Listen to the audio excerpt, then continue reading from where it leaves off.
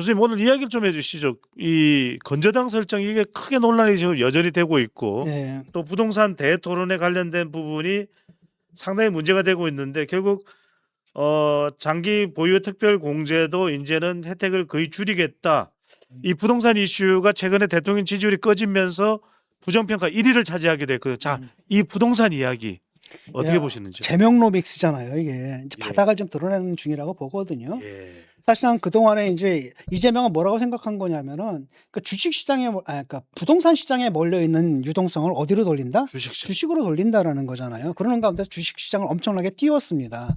거기다가 이제 그 반도체 슈퍼 사이클이 겹치면서 주가가 엄청나게 뛰었고 예. 거기다 연기금들이 있잖아요. 연기금들이 그 법정 한도를 갖다 한도를 넘어서 가지고 마구마구 투자를 했단 말이죠. 그러다 보니까 그냥 한창 뛰었는데 이게 사실은 코스닥이 사실 원래 그 경제 체질을 말해주는 거잖아요. 코스닥은 거의 안 올랐잖아요. 예.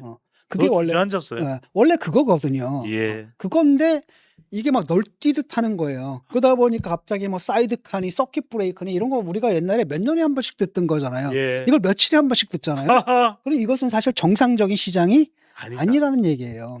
그리고 사람들이 지금 뭐예요? 주식값이 뛰니까 뭐야? 돈을 꿔서 어디다 넣습니까? 아. 옛날에는 돈을 꿔가지고 집을 사려고 돈을 빌렸는데 예. 이제 그걸 막아버렸단 말이죠. 그러니까 돈을 빌려서 뭘 하는 거예요?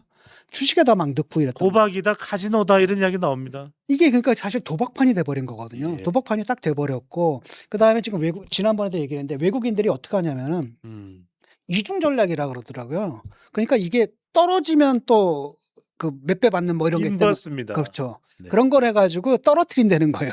그럼 떨어뜨려서 돈 벌고 떨어지면 또 그걸 사고 끌어올린 다음에 또 팔고 그래서 출구와 입구에서 같이 돈을 번다. 아. 양쪽 끝에서 돈을 번다라는 겁니다. 그러니까 우리나라 사람들이 상당 부분 많이 털린 거라는 거예요. 예. 국부가 사실 많이 유출되고 있는 거고 주식시장에서 사실 돈 번 사람들도 있지만 대부분의 사람들 굉장히 많이 몇몇 사람들 보니까 25% 날아갔다, 30% 쫄딱 날아갔다. 망했다는 이야기도 쫄딱 망한 나옵니다. 사람들 굉장히 많은 거고 그 다음에 또 한편으로는 돈 번 사람들이 있을 거예요 아마도. 예.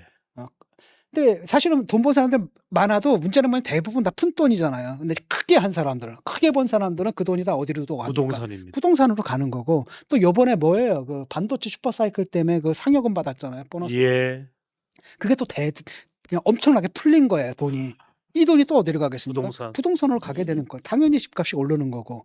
예. 그런데 이건 대출을 막아놓고 그러니까 가진 사람들만 집을 살 수 있게끔 만든 거고 대출은 막혀 있고 공급은 안 되고 나다 보니까 지금 다 오르잖아요. 월세도 올랐죠. 근데 전세도 올랐죠. 예. 집값도 올랐죠. 트리플로 다 올라 버리는 거예요. 하하. 그동안은 뭐였냐면은 공급으로 통해 가지고 수요를 충족시키는 식으로 부동산 집값 관리를 한 게 아니라 일단 거래를 못하게 막은 거잖아요. 예. 이거 사실 말도 안 되잖아요, 사실은. 아이.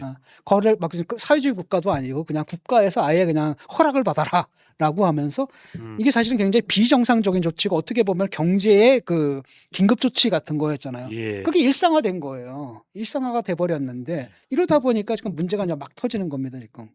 네. 그거 막아 놓는다고 이게 문제가 해결된 건 아니잖아요. 만약에 딱 오는데 그냥 한 거예요. 혈관을 잡아 가지고 이거 지혈을 해야 되는데 그냥 이것만 덮어 놓은 거라는 거예요. 아이고. 그러면 이게 막히겠냐라는 거죠. 계속 피가 흘러나올 수밖에 없는 거고. 예. 그래서 제가 볼 때는 지금 돈이 너무 많이 풀렸어요. 그리고 그다음에 이 정권의 특징이 뭡니까? 그 돈 뿌리는 거잖아요. 뭐 무슨 화폐 무슨 지역 화폐 앞에 잔뜩 뿌리는 거. 그다음에 이거 반도체 호황으로 좀 세수가 늘어났네. 그러니까 이것도 다시 뿌려야 돼. 뭐 이런 식의 생각을 하다 보니까 예. 지금 시중에 유동성이 너무 많아요. 지분 부족하고 당연히 부동산을 올릴 수밖에 없는 거죠. 근데 그거 오르는 걸 억지로 막게 한 게 바로 거래를 못하게 막아놓은 겁니다. 그래 놓고서 본인을 뭐 한 거예요? 건저당 설정. 건저당 설정을 한 겁니다. 사람들은 집을 갖다가 은행에서 돈을 빌려야지 집을 살 수가 있는데 예. 그걸 못하게 막아놓고 자기는 집 팔 때 어떻게 한 거야? 자기가 사금융을 한 거잖아요. 돈을 빌려준 거란 말이죠. 이자도 안 받고. 그러니까 국민들이 굉장히 화가 날 수밖에 없는 거죠. 예. 이거는 앞으로 계속 될 수밖에 없고 그러니까 이걸 갖다 메꾸기 위해서 뭐냐면 이제 3대 메가 프로젝트 이걸로 이제 메꾸려고 했는데 누가 봐도 알거든요. 이건 뻥카다라는 거 다 압니다. 이 실현 가능성도 없고 그다음에 저런 방식으로 실현돼 가지고 잘 될 수도 없는 이런 방식이거든요. 왜냐하면 이게 경제적인 논리, 기술적인 논리, 합리적인 정책으로 결정된 게 아니라 호남 민심 잡으려고 한 거잖아요. 예. 전당대 앞두고. 누가 봐도 그러니까 그런 식으로 왜냐하면 삼성도 그렇고 그 전에 또 누굽니까 하이닉스도 그렇고 그 SK 예. 최태원도 그렇고 원래 안 간다 그랬거든요. 그런데 뭐 몇 주 만에 갑자기 입장을 바꿨다 이건 있을 수가 없는 거죠. 예. 그래서 이것만 봐도 억지로 지금 만든 이거기 때문에 하나의 억지로 만든 이게 이벤트기 때문에 이 국민들이 심지어 호남에 있는 분들도 긴가민가 하는 상황이거든요. 예. 그래서 이게 이제는 이제 실력이 바닥이 나고 했던 게 그다음에 이제 윤석열 기저효과도 이제 사라졌거든요. 그다음에 허니문 효과도 사라졌죠. 그다음에 이 사람이 이제 그야말로 경제 정책의 실력들이 이제 바닥을 보이기 시작한 거잖아요. 아. 계속 떨어지는 겁니다. 예. 떨어지는 거죠. 국민들의 마음은 찢어집니다.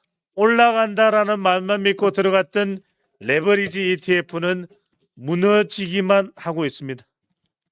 교수님 뭐 끝으로 한 말씀. 네. 그래서 아니 어제 그 방송 녹화를 하는데 그 사람들 있잖아요. 패널도 있고 그 기술진들 있잖아요. 예. 딱 보니까 한 사람 25%, 한 사람 30% 손실 봤다 그러더라고요. 그래서 내가 만세 부르면서 내가 위너다. 그랬더니 뭐 샀냐 그러더라고요. 그래서 나는 안 샀어. 뭐 아무것도.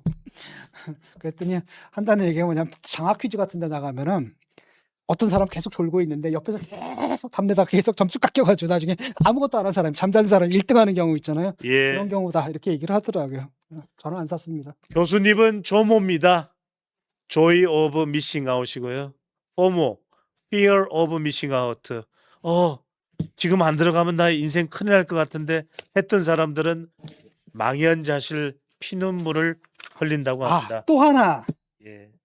내가 2년 전에 여기서도 얘기했지 않습니까? 우리가 사석에서 얘기했잖아. 2년 전에 집 산다고 막 그랬잖아요. 네. 그때 내가 집을 왜 안 사냐면은 보니까 부동산 전문가 두 사람이 있습니다. 부동산 대토론회입니다.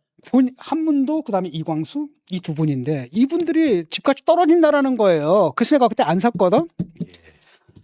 이 사람들 믿으면 안 됩니다, 여러분들. 절대 믿으면 안 돼요. 근데 재밌는 건 뭐냐면 그 정부에서 부동산 대토론하고 이럴 때 갑자기 방송에 나와가지고 이재명 입장을 막 두둔하는 그 일들을 이 두 분이 하고 있더라고요. 여러분 이 두 분 믿으면 안 됩니다. 제가 피해자입니다. 예. 피해자입니다. 그때 거기 계약까지 갈 뻔하다가 예.